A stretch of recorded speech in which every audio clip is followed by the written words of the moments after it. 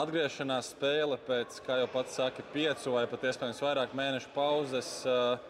Satraukums pirms spēles jūtams? Nu, protams, satraukums viņš bija tāds viegls. Ka beidzot atkal spēles diena ir pienākusi nevis no tribīnēm, bet pats uz laukumu. Bet noteikti pozitīvs satraukums, nevis kaut kāda veida stresa par sevi vai kaut ko tādu. Kurā brīdī pat zināja, ka šodien būs spēle, kad atgriezies mūsu komandā un atkal velc kuršu formu mugurā? Kurā brīdī? Nu, tu uzdevi. Pagājušajā nedēļā zināja jau to, ka šodien jāspēlē? Jā, pagājušajā nedēļā jau es gribēju teikt, ka jau pirms kādām 2-3 nedēļām bija aptuveni plāns, ka varētu būt atpakaļ. Viss veiksmīgi, pēda ir ok, un līdz ar ko varēja sākt spēlēt. Pats jau pirms sarunas arī ieminējies par to, ka jāatgūst nūja.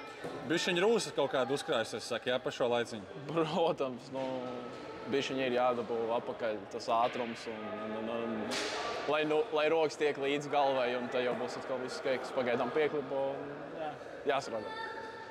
Iepriekšējā spēlē komanda mājās pārspēja Rubeni, pārtrauc tādu garāku neveiksmu sēriju, un tu atgriezies uz nots, kurā principā mēs jau laikam pirmo reizi sezonā 2 uzvaras pēc kārtas.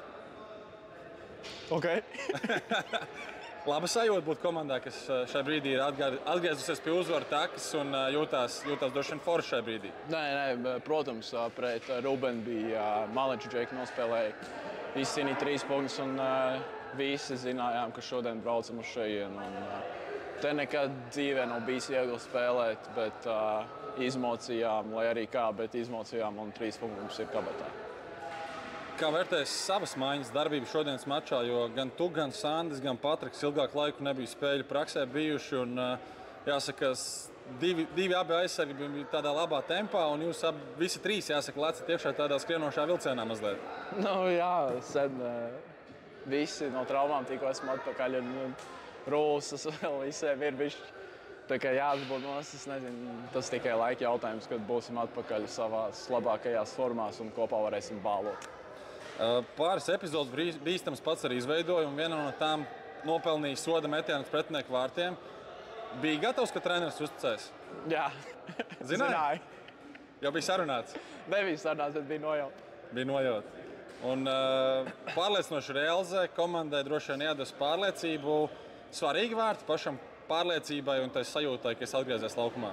Bolīti, kas tur nav nekas tāds, būtu iemest kaut ko no spēles, tad būtu labāk, bet nākamajā spēlē cerams. Pietaupījies? Nepietaupījos, nesanāca. Ok, paldies tev, Ralf, par šo spēli. Tagad, ja nemaldos, nākamā spēle mums ir Cēsīs. Jā, nākamā sestdien, svētdien.